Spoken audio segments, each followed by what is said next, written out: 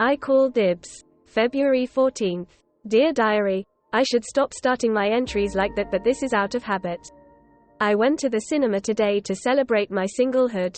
Follow this story to find out why this is the event I've picked to write about from my day. It gets real good. The cinema was a bad choice. All those nauseatingly happy couples were all over the mall and made me feel a little out of place. But I stuck it out and got a ticket for the horror movie. I've got to live what I blog about. It was rather full and I sat at the very front. I think my head hurts a little from that. But my neighbor was nice. Said he chose this movie to escape the lovers. I don't like talkers during my movie time, but his voice was a nice deep. A little like Vin Diesel's, but better because this was directed at me personally. I said me too, and he smiled at that. That he was glad he was not alone on this island called singleness. Having the worst seats in the cinema allowed us to talk. We mocked every scene and wondered why this was a horror. It was a bad movie but good company. He said we should get it and watch again at our own pace. With a better view. I agreed. He asked for my number. And I gave it to him. Don't judge me. It is Valentine's and I have to be seen to make some effort to move off this island. But I doubt he'll call, so we can count this as my 19th Valentine's gone by. February 15th. He called. He called. Now why is that statement repeated or in blocks? I don't know. Just well. He called. He said he got the movie and 2 extras in case it still sucks second time watching. Would I like to watch with him? I said sure. Because that's what you should do when a guy asks you out. Nope. Not at all. Not always anyway. I'm just a sucker for movies and somehow he knows that. There is no way I turn down a good movie offer when I have nothing to do. But it's not a date. I don't think it is. There is no indication that it could be. I don't know why I'm overthinking this. I met the guy yesterday. Yesterday, he called to follow up on something we had agreed on. So, the facts, do a movie with dibs and get it over with. February 17th. Dear Diary, do you want to know how all that went? Well, we agreed on a location. I thought it was his place. Turns out it was his friend's. His reason? He has a better home theater setting. That could be true though. I didn't know Ugandans had mini-sized home theaters complete with popcorn and the comfy seats, projector and the entire cinema ensemble. With tickets too. I think that was overkill, but to each his own. He had invited extra friends to the movie, so there go all the thoughts of it being a date. Shame on me really for thinking it was. Did he say it was? Did he insinuate it could be? So what led me down that rabbit hole? I'm happy being single. I'm happy being single. I've survived 19 years of my life without a love interest. I'm at least certain I can make the next 19. But you would not believe that if you saw the way I behaved at the movie today. What's wrong with me? Me, usually quiet and reserved, was all over the place, shouting out things no one says anymore and laughing so loudly I must have broken a rib. All this in a bid to get Dibs' attention. I hardly watched the movie. I watched him and the way he interacted with that girl, kiss her. All movies long. Why did he invite me? Don't answer that. I know I agreed to do this nonsense with him. I can't even say if this is just a crush. I can't say anything except that when he introduced me to his friends as one hot, Kiana, who even uses that word anymore, something in me wanted to identify as that, one hot Kiana, as his one hot Kiana. Am an embarrassment to all happily single women all around the world. February 24th. I have gossip like only a week-long absence can produce. Somewhere in between this time Dibs asked me to church. Yes, I know. Of late all my entries are only about him, but again, stick with this. So church. If a strong belief system is not attractive in a man, I don't know what is. My father would be proud.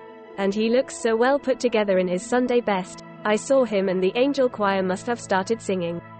We talked and laughed and talked and laughed. I've noticed we do that so well. The talking and laughing. That our call logs register 3 to 10 calls a day and a duration of not less than half an hour.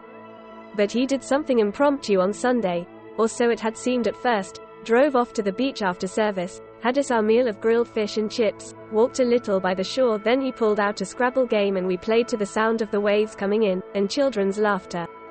Beat me senseless, but in that time I caught a slight glimpse of our future, me and Dibs, with maybe 3 little kids running around on a beach playing the meanest Scrabble game ever. He sent me a poem 3 days ago. I would share it here, but I think that one should remain private. I don't know if he wrote it. I'm a little scared to ask, but it's not from any poet I know. What if he thinks I think we should start dating? It's a conundrum. But those words, the ones in the poem, expose a man's soul. It's vulnerable and sweet, yet those words could not have been meant for me. Help me out. He sent the poem and captioned, "What do you think of this? What should I be thinking of that? He likes me. It's good enough for him to send to that kisser. He should submit it to the magazines. What should I think? There are a lot of mixed signals going on here. Or there are none, and I just don't know how to read the signals. He invited me to live band tonight. Pretty nice. Not my sort of scene. Ever. But I like that he slowly and easily gets me out of my comfort zone. I don't think I would be lying if I said I have lived more in these days with Dibs than all my 19 years combined. Or maybe it's just the music talking. Those misleading love songs. I caught him looking at me during one of the songs. He didn't look away, and then I couldn't look away. He said I'm beautiful, and I've never felt more beautiful in my life. Like bring it on a Benekio. Miss World has nothing on me. I have gone against everything I've ever written in my blog. But perhaps I'm learning better. It's only been 10 days since he meandered into my life. But he throws so much light into it. I don't want to overthink this. I probably say this a lot, yet my heart is starting to get a little invested. But I enjoy his company. I really, really do. That's all I'm saying. February 28th. Things I know about Dibs. He is the only boy out of 5 children and is very close to his mother. He is 22 years old. His birthday is January 27th. He is going into his last year at the university, doing a bachelor's in computer science. He likes movies, and video games. His favorite football team is Tottenham. His best dish, you better believe it, is sweet potatoes with groundnut paste. He is trying to perfect his cooking and promised to let me try it, one day. He is intelligent, friendly, focused and thoughtful. He reads, sometimes, and is very taken with David Baldacci's works. He can be very stubborn, but he also tries to give his best. He has his random bursts of humor. He can draw and is thinking deeply about doing animations. Thinking of the first animation studio in Uganda. He hasn't really checked to see if there is any other, but he will. It's his homework, and I will write the stories. A 2-man team, just us, and that thought brings me joy to no end. He enjoys music, who doesn't? He is into his hip-hop and secretly hopes of learning how to play the piano. He listens to me when I talk. I've probably bored him with all my story ideas. I also know that I'm still learning about him, and I love the wonder and surprises of this journey. If he were a song, he'd be on repeat every single moment of every day. If he were a book, he'd be the most read on the shelf with highlights and notes all over the pages. Dear Diary, when confronted by my true feelings, I fear I'm falling in love with Dibs. Yes, I think this is what falling in love must feel like. March 5th. Is it weird that Dibs is starting to sound synonymous with love? Like that love chapter in the Bible? I found him waiting in front of my university hall of residence. He was leaning by his car and looked every inch the man God I see in my dreams. I could hear all the girls whisper about him. I stood a little taller when he proved he was there for me. He said we could go to the library together.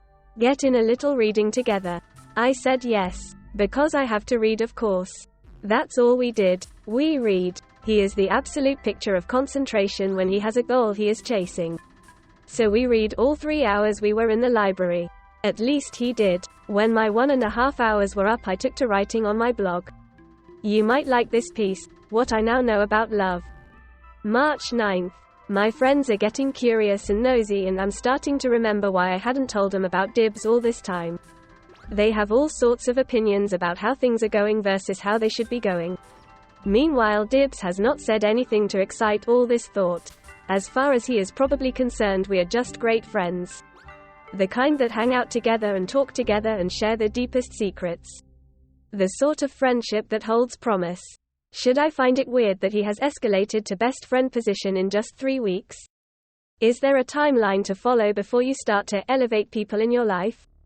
I don't know. All this feels new to me. All this is new to me. Don't get me wrong though.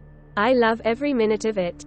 Every minute of his attention, every letter of his morning messages, every bite from our shared meals, every thought behind our get-togethers, every breath of our conversations late into the night.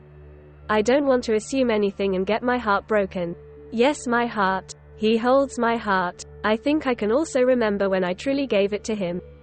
We were on one of those abrupt night walks around campus because face-to-face conversations are always better than phone calls or texts. No, we just needed to see each other. I needed to see him to set my heart and mind at rest.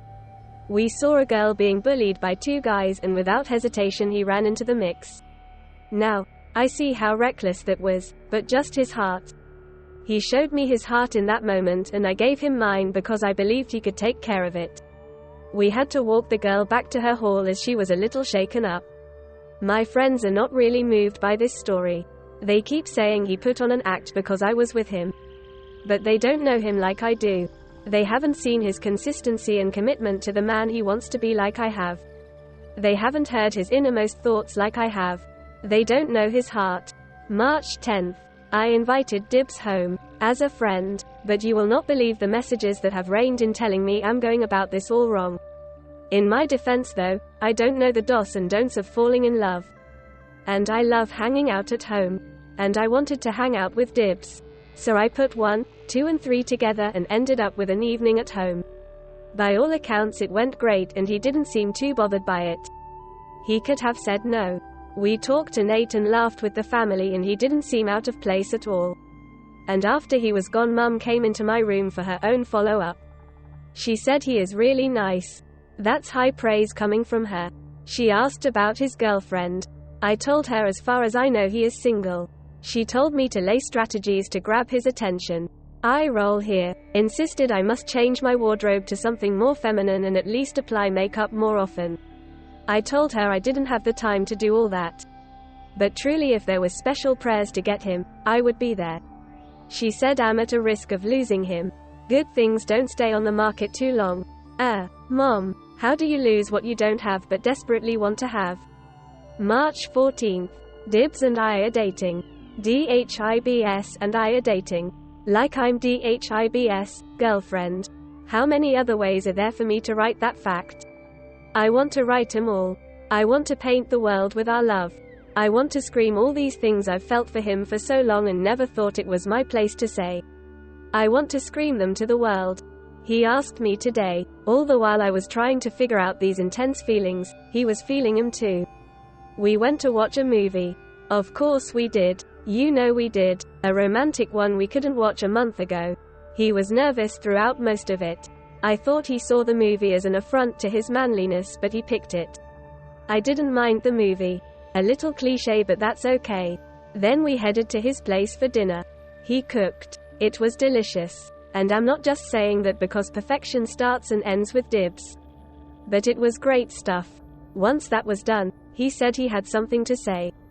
He started with something along the lines of, to woo the writer I had to attempt to win her with her own trade, so here is my poem, When Love Hits You Hard.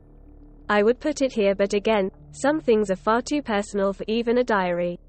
He had a gift wrapped and he handed it to me. The Valentines I should have had, because a girl me beautiful deserves to spend Valentines lavishly. I'll let you guess what it was. And then he asked me to be his girl. Then he asked me to be his girl. Sorry. It's still sinking in. I have a boyfriend. And not just any guy.